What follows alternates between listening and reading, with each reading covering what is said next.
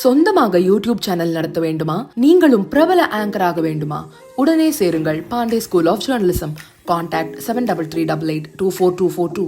தமிழகம் மற்றும் புதுச்சேரியைச் சேர்ந்த தேர்தல் அலுவலர்களுக்கு முதன்முறையாக தமிழிலேயே தலைமை தேர்தல் கமிஷன் பயிற்சி அளித்துள்ளது. இதன் மூலம் எதிர்வரும் சட்டசபை தேர்தலையொட்டி நடத்தப்படும் நடவடிக்கைகள் தமிழில் தெளிவாக புரிந்து கொள்ளும் வாய்ப்பு அதிகரிக்கப்படுவதாக பார்க்கப்படுகிறது. இந்த பயிற்சி டெல்லியில் 2 நாட்கள் நடைபெற்றது. இதில் தமிழகம் மற்றும் புதுச்சேரியைச் சேர்ந்த 293 பேர் கலந்து கொண்டனர். இவர்களில் 264 பேர் பூத் அளவிலான அதிகாரிகள், 14 ஓட்டுப்பதிவு அதிகாரிகள், 2 மாவட்ட தேர்தல் அலுவலர்கள் மற்றும் பிற தேர்தல் பணியாளர்கள் அடங்குவர். பயிற்சியை தொடங்கி வைத்த தலைமை தேர்தல் கமிஷனர் ஞானேஷ்குமார், வாக்காளர் பட்டியலை துல்லியமாக தயாரிக்கவும், தவறின்றி புதுப்பிக்கவும், பொறுப்பேற்கவும் முதன்மை முகவர்களாக இருக்கிறார்கள் பூத் அலுவலர்கள் என தெரிவித்தார். பயிற்சியில் வாக்காளர் சேர்ப்பு, மாற்றம், நீக்கம் உள்ளிட்ட பணிகள் குறித்து தெளிவான விளக்கங்கள் வழங்கப்பட்டன.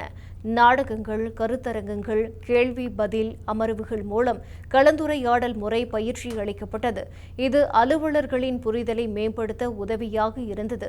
பயிற்சி பெற்றவர்கள் தங்களின் சட்டசபை தொகுதியில் முதன்மை பயிற்சியாளராக நியமிக்கப்பட்டு பிற அலுவலர்களுக்கும் பயிற்சி அளிக்கப் போகின்றனர். தலைமை தேர்தல் கமிஷன் மாநிலம் முழுவதும் 1,00,000க்கும் அதிகமானோர் பயிற்சி பெறும் வகையில் திட்டமிட்டுள்ளது. இதற்கான தொடக்கமாக சில வாரங்களில் மட்டும் 2,300 பேருக்கு பயிற்சி வழங்கப்பட்டுள்ளது. இந்த முயற்சி எதிர்வரும் தேர்தலின் சீரான நடத்தை மற்றும் வாக்காளரின்மையில் குறைபாடு இல்லாமல் இருக்க தேவையான அடிப்படை உரிமைகளை உறுதி செய்யும் வகையில் அமைந்துள்ளது. மத்திய அரசு ஹிந்தியை திணிப்பதாக அரசியல்வாதிகள் பொய் குற்றச்சாட்டை சுமத்தி வரும் நிலையில் ஒவ்வொரு துறையிலும் அந்தந்த மாநில மொழிகளுக்கு முக்கியத்துவம் கொடுப்பது பாஜக ஆட்சியில் அதிகரித்து வருகிறது.